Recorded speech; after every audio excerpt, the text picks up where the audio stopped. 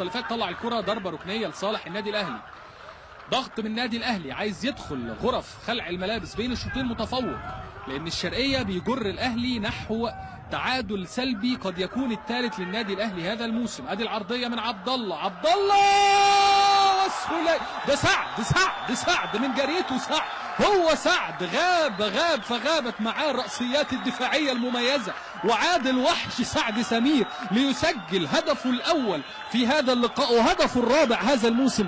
28 سنة المدافع الدولي سعد سمير، سعد راموس للأهلاوية، يسجل الهدف الرابع هذا الموسم. سجل في مرمى سموحة، وسجل في مرمى المصري، وسجل في مرمى الداخلية، ويسجل في توقيت قاتل بالنسبة لحسام البدري وبالنسبة أيضا لعماد النحاس. يا ولد على التكف، ولا أجدع مهاجم.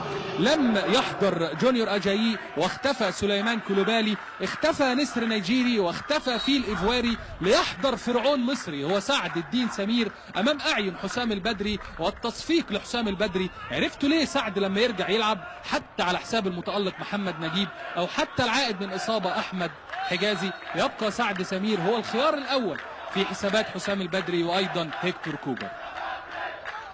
1 النادي الأهلي لا شيء الشرقية.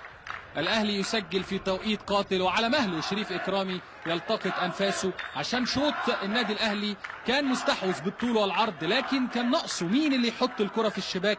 ويأتي الفرج أخيرا على رأسية المدافع الهداف هذا الموسم سعد سمير ليسجل رابع أهدافه وأول أهداف اللقاء في الدقيقة 45. 1 الضيف الأهلي لا شيء، مضيفه الشرقية في أولى لقاءات الأسبوع رقم 29 عشان الأهلي آنيا يصعد للنقطة رقم 77. لسه بدري، لسه شوط كامل، هيتغير الشوط الثاني وهيحلو شكل اللقاء، لأن الشرقية ما عندوش ما يخسره، 1-10. طبعا المواهب اللي كانت موجودة في كرة القدم المصرية عفروتو، لكن فرط في حق موهبته كتير مصطفى.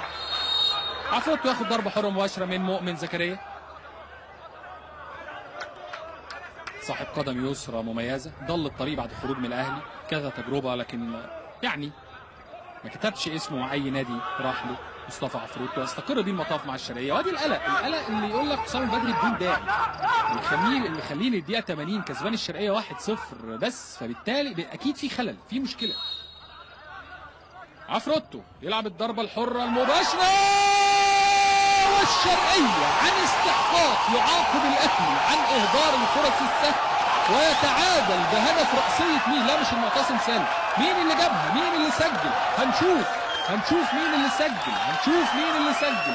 هدف التعادل للشرقية. مش ممكن فادي فريد، يا خبر على عماد النحاس، فادي فريد يحرم شريف إكرامي من الكلين شيت رقم 23 ويحرم النادي الأهلي من نقطتين لحد اللحظة. لكن فادي قطع قبل مين؟ أحمد فتحي اللي حط إيده في وسطه، ده ما نطش مع أحمد، وفادي فريد ينط فوق احمد فتحي ويعمل تكف ويحط رأسية جميلة على يمين الحارس شريف إكرامي. الشرقية بالطاقم الأخضر زي ما قلت، الاتحاد سبب متاعب للأهلي، بالطاقم الأخضر يسبب متاعب للنادي الأهلي.